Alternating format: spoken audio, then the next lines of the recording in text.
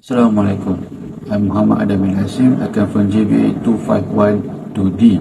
Today we will delve into the fascinating world of finance, where its number, rule and understanding the mathematics behind it is paramount. Let's begin by exploring the fundamental concept of the time value of money.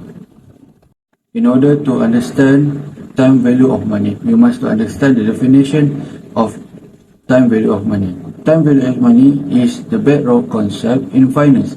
It accepts the money available today and holds more worth than the same amount in the future due to its potential earning capacity for the future. After we understand the definition, let's identify present value or future value. Future value represents the worth of an investment at a future date. Meanwhile, present value signifies the current value of amount considering its potential future growth through the interest. Mathematics itself has its own rules, such as interest compounding. Interest compounding frequencies vary on semi-annually, quarterly, or monthly. It may affect calculation accordingly. After we finish to understand the rule, we must identify either there is single payment or annuity payment. Single payment occurs once, meanwhile annuity payment involve repetitive amount at regular intervals. So we will continue to distinguishing annuity types. Ordinary annuity entail payment at the end of each period, whereas annuity due involve payment at the beginning of the period. So at this part, we will see of these are the formulae that have been used by the many experts in income from various sectors into the time value of money.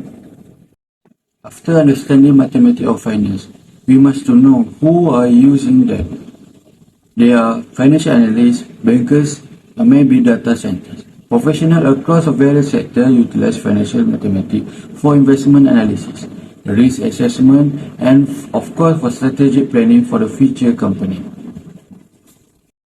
So we understanding time value of money, let's move forward. Let's explore the dynamic realism of working capital management, a vital aspect of financial decision that making for the business.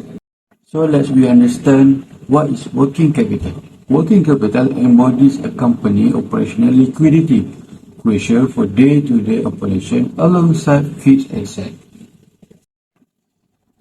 These formulas are quantified of firm investment in the current asset and each show the liquidity position of the firm. And this slide, I will show you the working capital policies. Different policies entail varying degrees of risk, liquidity, and profitability guiding firms' management of current assets. Every firm has current liability and long-term finance. Firm leverage both short-term and long-term financing as much to sustain their working capital needs. Working capital policies are needed to strive to strike a balance between profitability and liquidity, but must to considering risk and return trade-off. Different policies entail varying degrees of risk, liquidity, and profitability, guiding firm management of current assets. Different approach will distinguish different effects. Different approach offer varying risk-return profiles, addressing firm unique financial circumstances and goals. In conclusion, by understanding this mathematics of finance and adept management of working capital are pivotal for the business.